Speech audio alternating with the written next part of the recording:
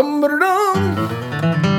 Howdy, welcome to BanjoBenClark.com or perhaps YouTube or Facebook or wherever you're watching from today. I've got fun 3 solos for you for Worried Man Blues. I'm going to cover 2 of them in this lesson, that basic melody, and then as we begin to spice it up with some hammer-ons and slides, and then in a separate lesson, we're going to tackle that cross-picking, what I would call an intermediate cross-picking break, which becomes fun for lots of reasons. If you've never cross-picked before, that's okay. Don't worry.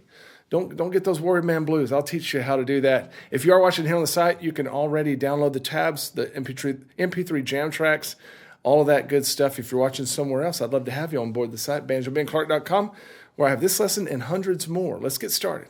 First thing I want to do is give you a very basic solo that works great if you're playing the song by yourself. You need to get through a solo portion, or if you're just learning how to flat pick, or if you want to get more familiar with what the melody sounds like.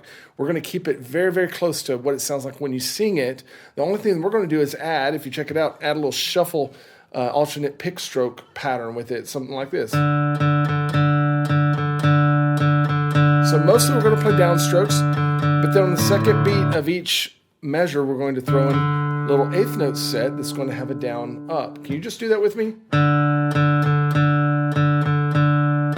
Down, down, up, down. Okay, so if we throw the basic melody into that pattern, we get what we have there in line 1. It sounds like this.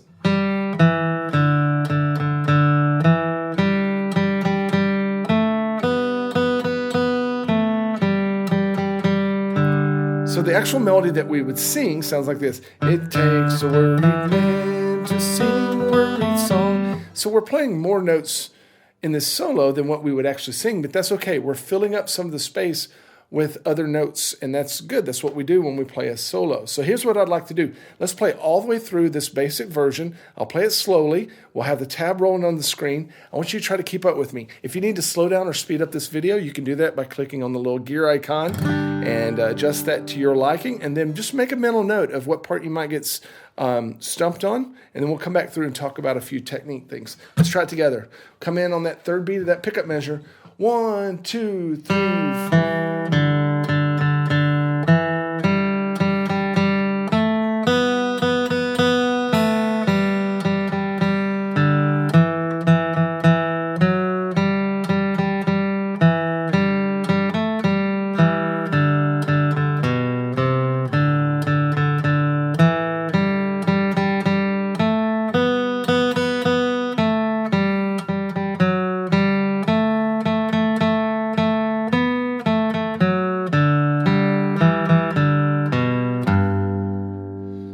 How'd you do? Did you pass? Well, that's okay. Even if you got stumped, we're going to learn how to do a lot of those tricks. Not a whole lot going on here, but if you've never flat picked much before, it's challenging, and I understand that. We've already looked through the first line. What else can we find in this solo that might give you a little bit of a challenge? When we get to measure 7, that second line, we do have to change positions if we want to keep from using our pinky. Now, I'm in favor of using pinky. So that first measure would sound like this if you kept your first position. But usually whenever we're flat picking guitar and we want to get faster, we want to use our strongest fingers whenever we can. Doesn't mean that we neglect our pinky. But if we have an opportunity to jump up and use our stronger fingers, why not do that? So what I'm going to do is, at the start of measure 7, I'm going to scoot up and play that 2nd fret with my index finger. And that allows me to grab the 4th fret with my ring finger.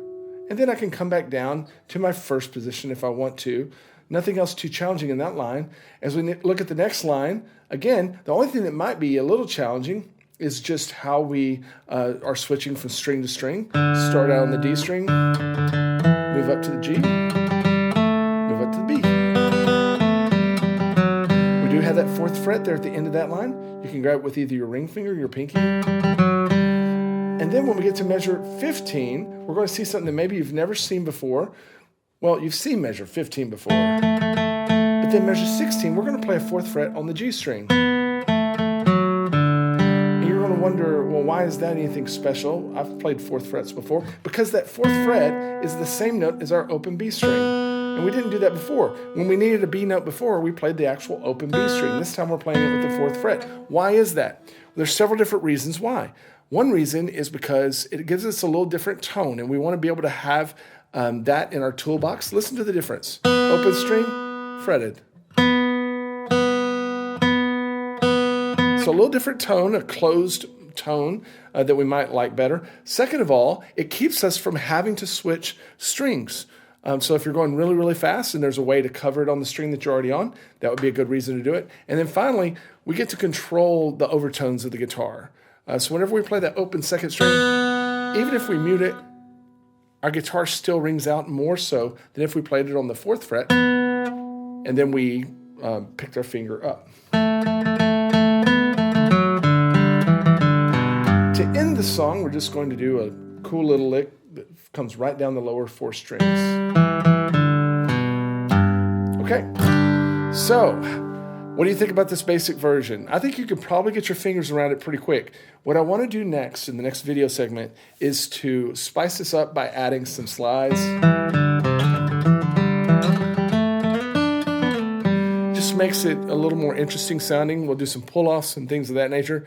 And then we're going to go on into the cross-picking version as well. If you're watching on YouTube or Facebook, somewhere like that, I'd love for you to come over to the site. You can join as a GoPick member, have access to all of these lessons plus hundreds more. If you're already watching on the site, just click on the next video segment.